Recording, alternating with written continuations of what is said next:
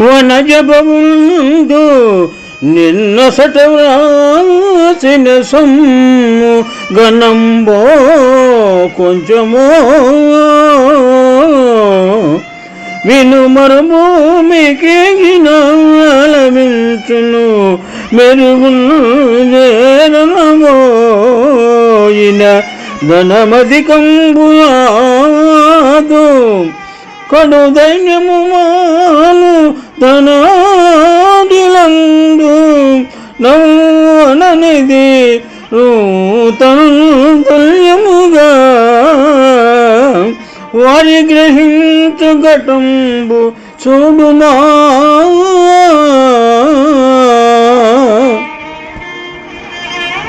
భర్తృహరి నీతి శతకము నుండి ఈ పద్యము గ్రహింపబడినది. తెనుగు చేసిన వారు ఏనుగు లక్ష్మణ కవి. మానవ లోకమునకు ప్రసిద్ధమైన నీతులను బోధించినటువంటి మహానుభావుడు భర్తృహరి అని ఇక్కడ తెలపడమైనది. పద్యభావము.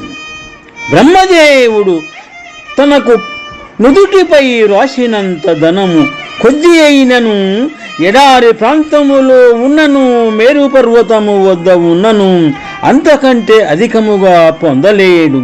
కావున ధనవంతులను చూసి దీనత్వమును పొందవద్దు.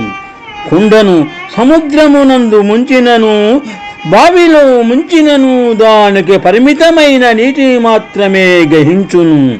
ఈ దృష్టాంతమును అనుసరించి ఎచ్చటికి పోయినను ప్రాప్తము ఎంతో అంతే లభించునుగాని ఎక్కువ కలగదు. కలిగినంత వరకు తృప్తి కలిగి ఉండవలనని విశదపరచడమైనది. శుభం. వనజభముండు నెన్నొసట వాసిన సొమ్ముగనంబో కొంచెమో వినుమరుభూమికేగిన లభించును మెరుగును చేరను బోయిన ధనమధికంబురాదు కడు ధైన్యము మానుదనాడ్యులందు నౌవననిది తుల్యముగా వారి గ్రహించు ఘటంబు చూడుమా.